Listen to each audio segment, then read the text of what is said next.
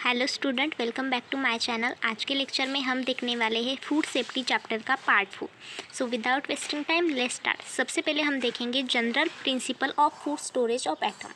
इससे पहले हम जानते हैं कि फूड स्टोरेज क्या होता है। तो फूड स्टोरेज का मतलब क्या है कि फूड को हमें सही जगह सही टेम्परेचर पे रखना है ताकि वो ख़राब ना हो और हमारे लिए वह सेफ रहे। एग्जाम्पल ले तो अगर हमने जो पका हुआ फूड है वो पूरे दिन बाहर रखा तो उसमें क्या होगा, बैक्टीरिया के ग्रो हो जाएगी और वही खाना अगर हमने खा लिया तो हमें क्या होगा, हमें डिसीज़ हो सकती है, फूड पॉइजनिंग हो सकती है, डायरिया हो सकती है। तो ठीक है, आपको फूड स्टोरेज समझा। अब हम देखते हैं उसकी इम्पोर्टेंस। फूड स्टोरेज क्यों करना चाहिए हमें, क्योंकि हमें फूड है जो फ्रेश मिलता है जब हम खाएंगे तब उसकी वजह से क्या होगा, बैक्टीरिया की ग्रोथ रोकती है एंड हमें फूड पॉइजनिंग नहीं होगा, फूड का वेस्टेज कम होगा अगर हमने उसे स्टोर किया तो, और फूड की क्वालिटी मेंटेन रहेंगी। तो अब हम देखते हैं general principle of food storage. तो फर्स्ट क्या है, milk storage. Milk is a common vehicle for the transmission of disease agent. यानी कि क्या है कि मिल्क बैक्टीरिया के लिए बहुत इम्पोर्टेंट और बहुत अच्छा मीडियम है। इसमें क्या होगा कि जो बैक्टीरिया है उनकी ग्रोथ ज़्यादा जल्दी हो जाती है। मिल्क बॉर्न डिसीज़ ना हो इसके लिए हम मिल्क हाइजीन कर सकते हैं एंड उसका प्रॉपर स्टोरेज कर सकते हैं। तो मिल्क हाइजीन में क्या बताया है कि पाश्चराइजेशन ऑफ मिल्क कर सकते हैं। पाश्चराइजेशन यानी कि हमें मिल्क को एट प्रॉपर टेम्परेचर में उसे क्या करना है, गर्म करना है, देन उसको सडनली कूल करना है एंड एक प्रॉपर कंटेनर में हमें उसे स्टोर करना है, क्योंकि जब हम वो फूड लेंगे तो वो हमें सेफ मिले।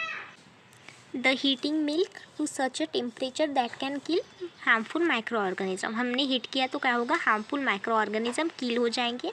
हमें मिल्क कितने डिग्री फ़ारेनहाइट पे कुक करना है, 150 डिग्री फ़ारेनहाइट पे, एंड देन उसे कूल करना है। अब सेकंड देखते हैं। सेकंड है proper storage. Store milk in the refrigerator at 4 degree Celsius और बिलो। हमें मिल्क को स्टोर करना है 4 डिग्री सेल्सियस और बिलो में, रेफ्रिजरेटर में रख सकते हैं। Use airtight container. Airtight container का यूज़ करना है, उसकी वजह से क्या होगा, हार्मफुल माइक्रो ऑर्गेनिज्म उसमें नहीं जाएंगे।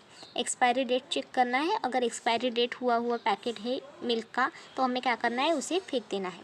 Use clean storage container. Store food in clean sanitize container to prevent contamination. अच्छा कंटेनर यूज़ करना है, क्लीन वाला, उसकी वजह से कंटामिनेशन नहीं होगा। इम्पोर्टेंस क्या है इसके, proper milk storage help to prevent foodborne illness. Foodborne illness को प्रिवेंट करेगा, मेंटेन करेगा क्वालिटी एंड फूड वेस्टेज को रिड्यूस करेगा। इसका स्टोरेज, अब हम देखते हैं storage of meat. Meat can be source of infection if we handle और स्टोर इम्प्रॉपरली। अगर हमने मीट को इम्प्रॉपरली हैंडल किया तो उसमें क्या हो सकता है, इन्फेक्शन हो सकता है। तो इसके प्रिंसिपल्स क्या है, रेफ्रिजरेट, स्टोर कर सकते हैं हम मीट को 4 डिग्री सेल्सियस और बिलो पे, फ्रीज कर सकते हैं 18 डिग्री सेल्सियस और बिलो पे। Use air tight packaging. Air tight packaging का यूज़ कर सकते हैं हम, और लेबल और डेट कर सकते हैं। इसके वजह से क्या होगा, जो कंज्यूम टाइम है वो सेफ रहेगा। उस अगर एक्सपायरी डेट हो गया तो वह जो लोग हैं, पर्सन जो ख़रीद रहे हैं, वह उसे यूज़ नहीं करेंगे। इसका इम्पोर्टेंस क्या है, proper meat storage help prevent bacterial growth, contamination and foodborne illness. Proper storage करने से बैक्टीरिया की ग्रोथ नहीं होगी, कंटामिनेशन नहीं होगा एंड फूडबॉर्न इलनेस नहीं होगी। तो नेक्स्ट टॉपिक है role of food handler in foodborne disease. सबसे पहले हम देखते हैं फूड हैंडलर यानी क्या होता है। अ food handler is anyone who works in a food business and who either handles और फूड और टचेस फूड। यानी कि फूड हैंडलर ऐसा एक पर्सन है जो कि बिजनेस कर रहा है और जो फूड को टच कर रहा है, हैंडल कर रहा है। Food handlers can be involve in manufacturing, producing and storage, packaging and wrapping of food. Food handlers कौन हो सकता है, जो मैन्युफैक्चर कर रहा है, जो प्रोड्यूस कर रहा है फूड, जो फूड को का स्टोरेज कर रहा है, पैकेजिंग कर रहा है, रैपिंग कर रहा है, सब जो हम देखते हैं कैंटीन में जो लोग काम करते हैं, रेस्टोरेंट में करते हैं काम, वो सब क्या है, फूड हैंडलर है। तो अब हम role of food handler in the spread of foodborne disease. The food handler should have medical examination before placement and periodic examination. यानी हमें क्या करना है, फूड हैंडलर जो उसका मेडिकल एग्जामिनेशन लेना है बिफोर प्लेसमेंट, यानी उसे जॉब लगने से पहले, एंड जॉब लग भी गई है तभी भी हमें उसका एग्जामिनेशन करते रहना है क्योंकि फूडबॉर्न इलनेस हमें ना हो। General health checkup of food handlers. तो फर्स्ट क्या कर सकते हैं, हम इंस्पेक्शन कर सकते हैं। इंस्पेक्शन में क्या करना है, the food handlers body should be assess, skin look like boils, cut, wounds, eye check for any discharge. हमें फर्स्ट इंस्पेक्शन करना है, उसे हेड टू एग्जामिनेशन करना है हमें कि फूडबॉर्न को जो फूड हैंडलर है उसे कुछ डिसीज तो नहीं है, जैसे कि कट्स है क्या, वुंड्स है, बॉइल्स है क्या, और उसके आइज चेक करने हैं, आइज से डिस्चार्ज तो नहीं आ रहा है। अगर ये सब अच्छा नहीं हो, अगर उसके आइज से डिस्चार्ज हो रहा है तो क्या हो सकता है, इन्फेक्शन हो सकता है। ऊँग हो, अगर उन्हें ऊँग है तो हमें इन्फेक्शन हो सकता है। देन है एनी इन्फेक्शंस डिसीज़। जो भी फूड हैंडलर्स है उन्हें कौन सा भी इन्फेक्शंस डिसीज़ नहीं होना चाहिए, जैसे कि ट्यूबरकुलोसिस, टाइफाइड है, इसके वजह से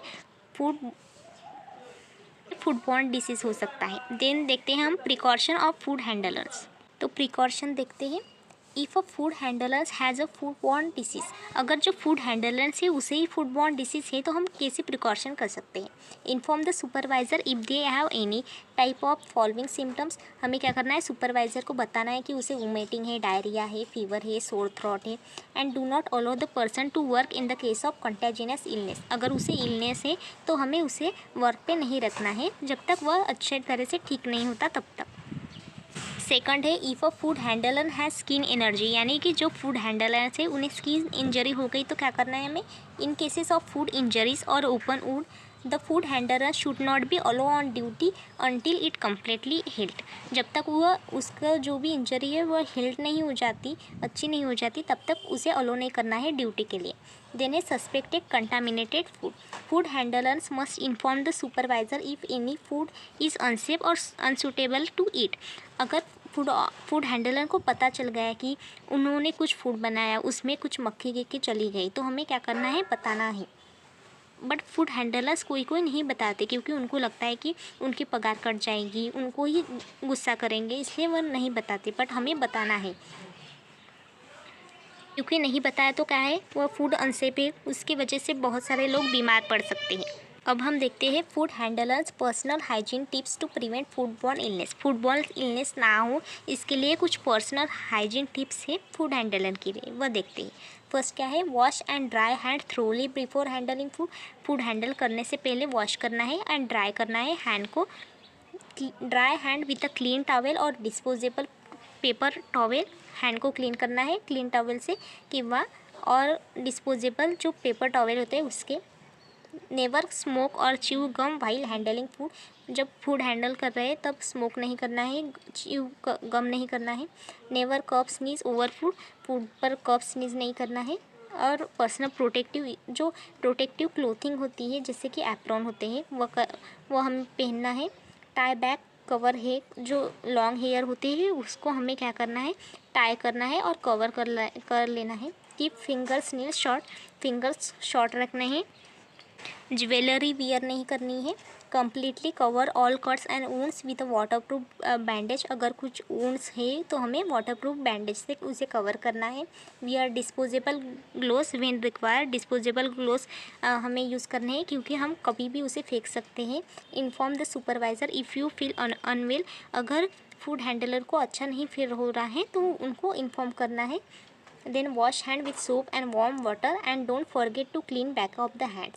और उसके बाद क्या करना है, वॉश करना है हैंड को सोप एंड वार्म वाटर से। एंड हमें बैक ऑफ द हैंड्स, जो हैंड के बैक होते हैं उसे भी क्लीन करना है, उसको फॉरगॉट नहीं करना है।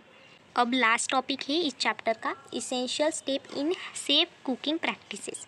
Safe cooking practices are essential to prevent foodborne illness. Safe cooking practices किस लिए इसेंशियल है कि फूडबॉर्न इलनेस ना हो, डायरिया वोमिटिंग ना हो किसी को, इसके लिए। Ensure that food is cook thoroughly and safely. Food कैसे कुक करना है, thoroughly and safely food cook करना है। Unsafe food can cause variety of health issue making food safety and crucial. अगर हमने फूड अच्छी तरह से कुक नहीं किया तो उसके वजह से बहुत सारे इशू हो सकते हैं। अब हम देखते हैं some essential step in cooking for safe food. तो फर्स्ट क्या है, cook at the right temperature, cook food to correct temperature, proper cooking help kill microorganism, cook food thoroughly, यानी हमें फूड को प्रॉपर टेम्परेचर में cook करना है, इसके वजह से जो बैक्टीरिया है वह किल हो जाएंगे। सेकंड है refrigeration, refrigerate food at proper temperature, store food at 5 degree Celsius और below, refrigeration help prevent bacterial growth. हमें जो फूड बचा हुआ है उसे रेफ्रिजरेटर में रखना है, उसकी वजह से बैक्टीरिया की ग्रोथ नहीं होगी और फूड अच्छे तरह से रहेगा। थर्ड नंबर का है separate raw and cook food, raw and cook food को हमें अलग अलग रखना है, उसकी वजह से क्रॉस कंटामिनेशन कम होगा। देन है clean hands, wash hand before during and after preparing food, wash करना है हमें hand and proper hand washing के वजह से कंटामिनेशन प्रिवेंट होगा। नेक्स्ट है keep kitchen clean, wipe and clean kitchen surface regularly, ensure all utensils and kitchen surface are clean. हमें kitchen को क्लीन करना है, उसकी वजह से कंटामिनेशन नहीं होगा, बैक्टीरिया की ग्रोथ नहीं होगी ज़्यादा। तो आज का लेक्चर यही एंड होता है और बहुत बड़ी तो फाइनली गाइस आज हमारा न्यूट्रिशन ऑल कंप्लीट हो चुका है। मैंने अभी तक जो भी 13 चैप्टर है वो सब मैं अपलोड कर चुकी हूँ। अगर आपने नहीं देखा तो प्लीज़ जाके देखिए। इसके बाद हम नया सब्जेक्ट शुरू करेंगे, अडल्ट हेल्थ नर्सिंग। सो मेरे चैनल को सपोर्ट कीजिए। Thank you for watching until and.